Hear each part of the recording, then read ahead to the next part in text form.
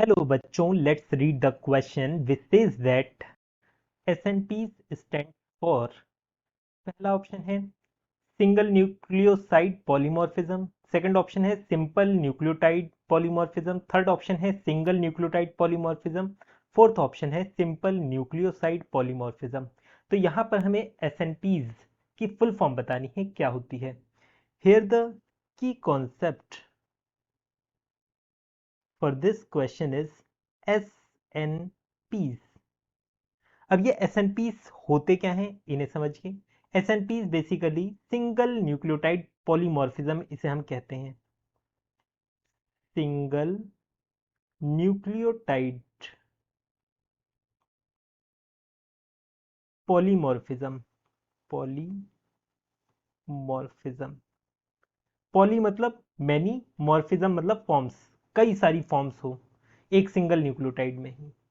जैसे कि for example एक इंडिविजुअल ये है P1 मान लीजिए, इसका DNA है इस तरीके से, यहाँ पर %2 है, इसका भी DNA सेम एग्जैक्टली इसी की तरह ही है, ऊपर वाले की तरह ही। यहाँ पर %3 है, इसका भी ये DNA है, जीनोम है, एग्जैक्टली ऊपर वाले की तरह। बस डिफरेंस क्या है, यहाँ पर इसमें बाय चांस यहाँ पर मान लीजिए एडेनाइन आ गया है, तो यहाँ पर ही इसी एग्जैक्टली सेम पोजीशन पे ही यहाँ पर हो सकता है ग्वानाइन हो, और यहाँ पर एग्जैक्टली सेम इसी पोजीशन पे हो सकता है थाइमीन हो।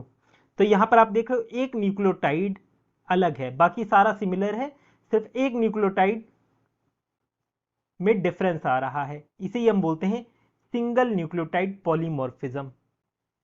तो इसका आंसर हम कर सकते हैं SNP stands for single nucleotide polymorphism, जो कि हमें दे रखा है ऑप्शन थर्ड में।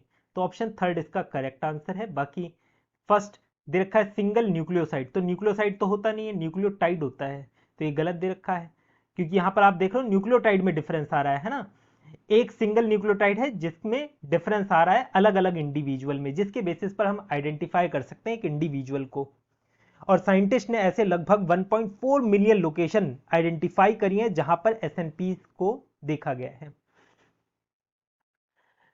तो यहां पर सेकंड में सिंपल दे रखा है, सिंपल की जगह सिंगल होना चाहिए, ऐसे ही फोर्थ भी आप एलिमिनेट कर सकते हैं। तो हमारा आंसर क्या हुआ, option third. I hope you understood it well, best of luck.